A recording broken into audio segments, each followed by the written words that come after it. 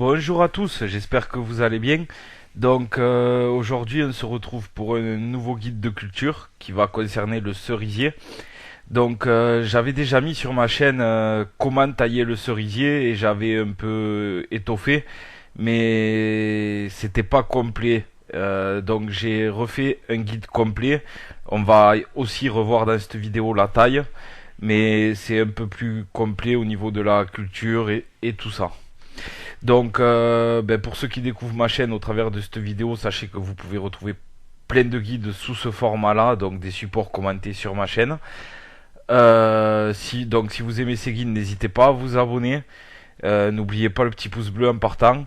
Et puis, en vous abonnant, sachez que j'ai mis en place tous les 50 abonnés de plus sur ma chaîne. Je ferai un tirage au sort et je ferai gagner à l'un d'entre vous la Bible du jardinage dont je me sers pour réaliser mes guides. Donc on attaque tout de suite avec une présentation. Donc le cerisier, c'est un arbre fruitier qui fait partie de la famille des rosacées. C'est un arbre à feuillage caduc. S'il est greffé sur merisier, il peut faire de 15 à 20 mètres de haut. Et généralement, il fera plutôt entre 6 à 8 mètres si il est greffé sur cerisier issu de semis. Au niveau de ses formes, on va pouvoir le trouver en tige, demi-tige, gobelet et basse tige. Je vous montrerai plus tard dans la vidéo à quoi ça correspond. La floraison, elle va avoir lieu de mars à avril. Et la récolte, elle aura lieu de juin à juillet. Donc au niveau du type de sol, le cerisier va s'adapter à tous les types de sol, sauf vraiment trop argileux ou trop humide. Au niveau de l'exposition, il lui suffira juste d'une situation dégagée, ça ira très bien. Donc les atouts de cet arbre sont sa forte productivité, son large choix de variétés et son aspect esthétique quand il est en fleurs, puisque c'est vrai que c'est assez joli quand c'est fleuri. Ensuite, on passe à la plantation. Donc, la plantation, elle va se faire entre le mois d'octobre et le mois de mars, en évitant une période de gel. Vous allez creuser un trou suffisamment grand pour accueillir votre motte, ou alors pour que les racines soient bien étalées, si jamais vous avez acheté votre cerisier à racines nues. Quand je dis bien étalé, faut pas que l'extrémité des racines se rebrousse vers le haut, ni vers l'intérieur. Faut qu'elle soit bien à plat.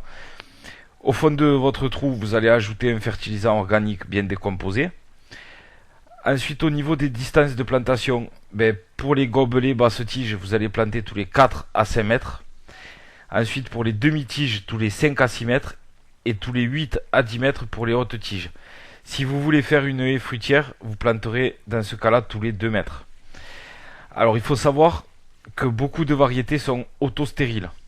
Et dans ce cas-là, il vous faudra planter à proximité des variétés pollinisatrices qui vont fleurir en même temps pour que en fait, les abeilles puissent transporter le pollen d'un arbre à l'autre. Autostérile, je le précise, c'est que les fleurs ne se fécondent pas elles-mêmes. Donc ensuite, sachez que souvent, quand vous avez des défauts de production sur les cerisiers, ça n'a pas d'autre cause que celle que je viens d'évoquer en fait, puisque vous pouvez avoir peut-être 2 ou 3 cerisiers, mais s'il faut, ils sont trop loin. S'il faut, vous n'avez pas assez d'abeilles dans le jardin, peut-être mettre des fleurs. Voilà. Ensuite, au niveau de la culture en pot, elle est possible, dans un grand bac, bien évidemment, et il faudra plutôt choisir des variétés naines greffées sur cerisier Sainte-Lucie. Donc voilà, là je vous ai mis ce que c'est les sions, haute tige, demi-tige, gobelet, basse tige en gobelet, basse tige en quenouille. Ça, c'est les différentes formes qu'on retrouvera sur tous les arbres fruitiers. J'en parlerai dans mes vidéos. Donc là on repasse sur la taille que j'avais déjà présentée, mais bon c'est pas grave, comme ça la vidéo sera complète. Donc à la plantation, entre le mois de novembre et le mois de mars, on va tailler l'extrémité des branches de quelques centimètres. On va également couper l'extrémité des racines si jamais on a acheté l'arbre à racines nues. Le fait de couper l'extrémité des racines, faut les tailler bien à l'horizontale et non en oblique. Ça va permettre en fait de produire de nouvelles racines et donc de fortifier, de rendre votre cerisier plus vigoureux et de lui assurer une meilleure reprise en fait. Tous les 5 à 10 ans, une autre taille, donc toujours de novembre à mars, pendant la période de repos de la végétation, on va couper les bois morts, les branches malades, ou bien encore celles qui vont pousser vers le centre de l'arbre. Voilà, ça on va l'aérer. Ensuite, on taillera également l'extrémité des branches conservées de quelques centimètres, comme au moment de la plantation. Ensuite, au niveau de l'entretien et des soins. Donc, avant la floraison, on va fertiliser avec un engrais azoté, puis on va incorporer dans le sol, ensuite par griffage, un engrais spécial arbre fruitier. Donc les principaux parasites que l'on peut retrouver sur le cerisier, ce sont la mouche de la cerise, le puceron noir, la cylindrosporiose, la maladie criblée et la moniliose. Alors je vous ai mis une petite astuce pour essayer de parer au mieux les maladies. Donc en hiver, passez un petit coup de brosse pour enlever les lambeaux d'écorce qui se détachent, vous voyez là. Et ces lambeaux, ça fait des abris idéal pour de nombreux parasites. Donc si on les enlève, on enlève les abris aux parasites. Ensuite, au niveau de la récolte et de la conservation, selon les variétés et les régions, la récolte elle va commencer mi-mai et se terminera fin juillet. On cueille les fruits bien mûrs avec leur pédoncule. Bon, ça je vous apprends rien. On les manie avec précaution parce que l'épiderme est fragile. Là non plus je vous apprends rien. Le rendement moyen d'un cerisier dans des bonnes conditions de culture est de 70 kg. Ça peut paraître énorme, mais c'est le rendement moyen. Mais voilà, après il peut varier en fonction déjà des variétés et des conditions climatiques.